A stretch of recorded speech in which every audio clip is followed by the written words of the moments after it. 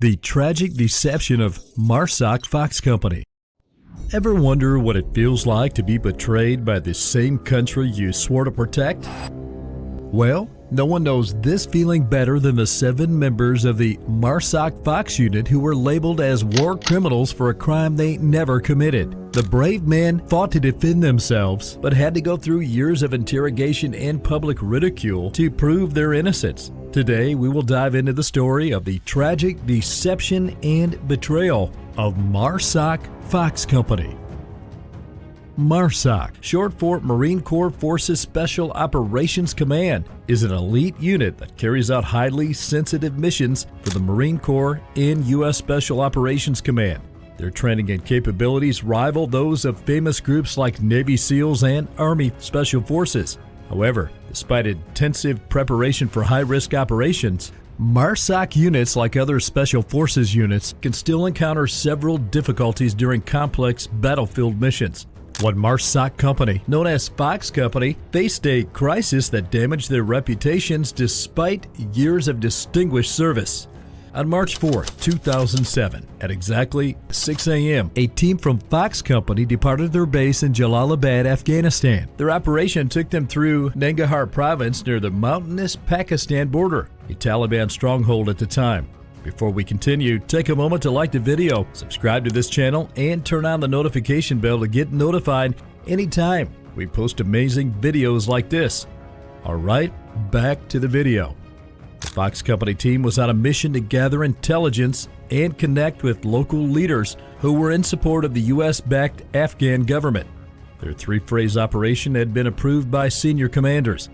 The first phase involved reconnaissance around the Tora Bora Mountains near the Pakistan border to find insurgent points for future patrols. The Fox Company convoy, led by Commander Fred Galvin, headed east from Jalalabad through the town of Betrayal. The route took them through small villages surrounded by cornfields and past mud brick houses. As they approached the towering Tora Bora Mountains, the roads grew more treacherous, with deep pits and craters from years of conflict.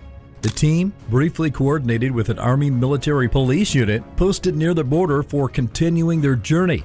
However, recent heavy snows meant they struggled to find usable mountain passes for setting up future observation posts. After several fruitless hours of searching, the mission continued to the next phase. After failing to locate any viable insurgent points in the mountains, the Fox Company convoy headed back westward toward the village of Betrayal. This area was known as a Taliban staging ground for attacks on U.S. and Afghan government forces. For the mission's second phase, the Marines planned to meet with local tribal elders to gather intelligence on Taliban operations in the district. As the Humvees entered the outskirts of Betrayal, the busy market streets abruptly became strangely quiet. The only visible people were men of fighting age lurking in the doorways of shuttered shops. The Marines suddenly realized they had entered an ambush zone. Before they could move further, a vehicle rammed into the vehicle directly behind the lead vehicle, causing a huge explosion that sent flames and shrapnel flying in every direction. The deafening blast engulfed the road in flames, with smoke obstructing the view of the chaotic kill zone. Powerful explosion of the suicide vehicle reverberated through the streets, destroying one Humvee, while the platoon scrambled to escape the ambush. The Marines poured rifle and machine gun fire in the direction of the blast while maneuvering the remaining vehicles to break contact. With smoke obscuring the kill zone, they fought to suppress small arms attacks erupting from the surrounding buildings in order to punch through the complex ambush. Just as they were about to escape, a mob appeared in front with barricades. The turret gunner, who was briefly caught in flames from the explosion, fired warning shots toward a mob of angry villagers blocking the only exit road, forcing them to disperse. This allowed the battered Fox Company team to hastily withdraw back toward the Jalalabad base, having sustained only one Marine wounded by shrapnel. However, the MARSOC Fox team, despite just escaping a near-death experience, never knew that what awaited them at the base was far worse than the ambush they'd just survived. As the Fox Company convoy raced back to Jalalabad airfield after surviving an ambush, Commander Fred Galvin soon realized the already dire situation was continuing to spiral out of their control. Enraged villagers were spreading inflammatory misinformation and false accusations before the battered platoon had even reached safety. Elders from Barikau traveled to Jalalabad and told outrageous lies, claiming the MARSOC troops had gone door to door, firing indiscriminately at civilians. They provided bogus, emotional accounts of Marines bursting into homes and massacring women and children in a deranged rampage. Local journalists then amplified these fraudulent reports of a methodical massacre. In truth, as later investigations definitely confirmed, the Fox Company Marines had immediately departed Barikau following the explosion and shooting without causing any civilian casualties.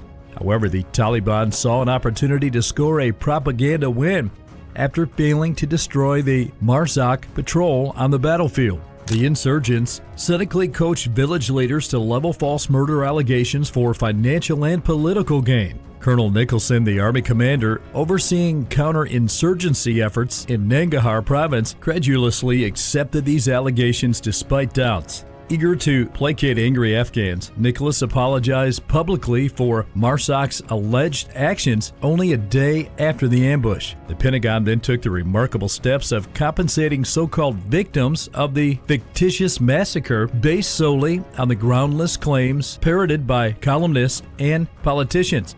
Meanwhile, Commander Fred Galvin desperately tried to convey that his men acted how they were trained to while under fire from all directions, but few decision makers in Kabul or Washington, D.C. were willing to listen. The rumor spread by the Taliban in the aftermath of the ambush continued to spiral. General Frank Kearney, commander of Special Operations for the Central Command, told the Washington Post without evidence that Fox Company had massacred at least 15 civilians. His statements, which lent credence to Taliban propaganda, shocked the members of the unit who knew that all these allegations were false. However, General Kearney doubled down on buying into the smear campaign. He falsely claimed MARSOC troops had abandoned vehicles during the engagement, when in reality they had maintained good order under fire. Kearney also erroneously stated that there were no indications Fox Company faced any incoming small arms fire during the battle, betraying a stunning ignorance of the confirmed ambush. For Captain Vince Noble and other members of the team present that day, hearing a general perpetuate lies was devastating after their harrowing experience. The loads of false allegations took a toll on the members of the Fox Company in the weeks following the ambush. Fred Galvin, the unit's commander, worked tirelessly to refute each rumor and clarify events, but found few who would listen amongst the brass. Instead, senior officers seemed intent on pacifying critics by throwing Galvin's team under the bus without cause. Barely a month after the battle, the command staff delivered orders for Fox Company to immediately depart Afghanistan in disgrace.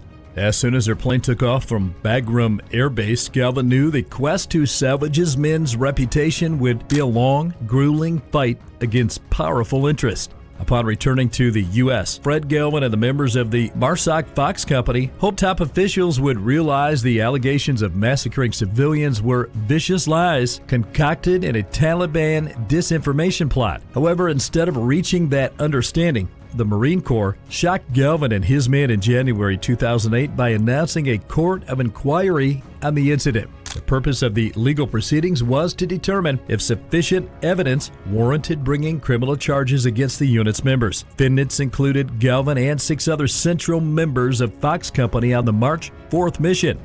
For 3 intense weeks, the Marine defendants described the ambush and aftermath before prosecutors hell-bent on proving they were war criminals. Much testimony addressed while firing had been fully justified, and how Taliban fighters had lured the patrol into a meticulously planned trap. The inquiry reviewed classified intelligence reports that corroborated ambush casualties among Taliban bombers and gunmen suppressed by the Fox Company. Grueling cross-examinations by military lawyers took a severe toll on the members of the unit, already battling trauma from the whole ordeal. Grueling cross-examinations by military lawyers took a severe toll on the members of the unit, already battling trauma from the whole ordeal. Fred Galvin felt devastated observing his men, some of the Corps' best, being subjected to the humiliation of defending their actions under friendly fire from the same country they had sworn to protect. The legal purgatory only intensified for Fox Company after the Court of Inquiry adjourned. Fred Galvin and his men waited anxiously for months without any communication on the verdict. During the uncertain interim, media coverage portrayed the unit as rogue war criminals who gunned down innocent civilians in a callous rampage. Finally, in late May, Naval Command in Quantico revealed that no criminal charges would be filed. However, the Corps refused a request to ensure a more forceful public statement exonerating Fox Company. So while legally in the clear, the members returned to their home base still under a cloud of suspicion. In the unit, faith in leadership was lost after the way both Marines and Army generals had turned on them without evidence. Some Corps leaders continued making bad comments about the incident, further eroding trust. Fred Galvin grew incensed observing the psychological toll on his team. One squad leader named Hector revealed he hesitated to ever use force again because it's easier to take a bullet than undergo more investigations. Another member of the team who spoke up said, "The world sees me as a war criminal, even if I'm innocent."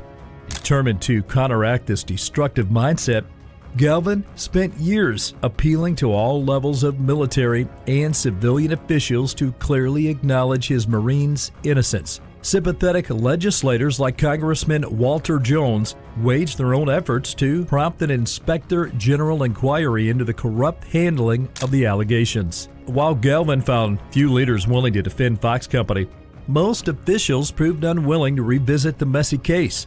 Without an emotionally resonant public defense, the members largely lingered under the stigma of suspected war criminals.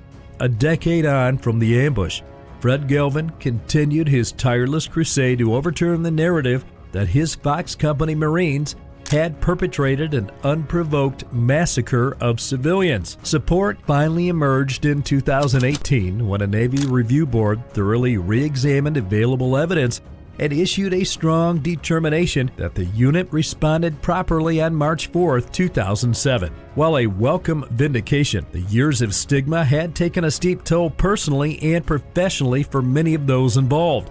Several unit members developed severe anxiety, which officers attributed to the repeated investigations and public condemnation.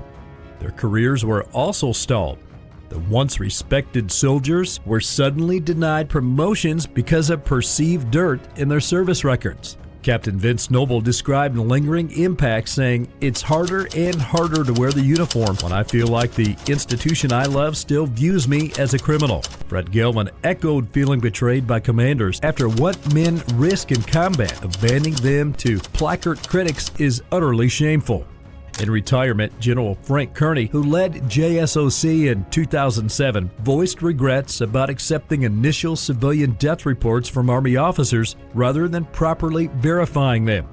But for congressmen like Walter Jones, such admissions came too little too late after years of injustice already inflicted on the members of MARSOC Fox.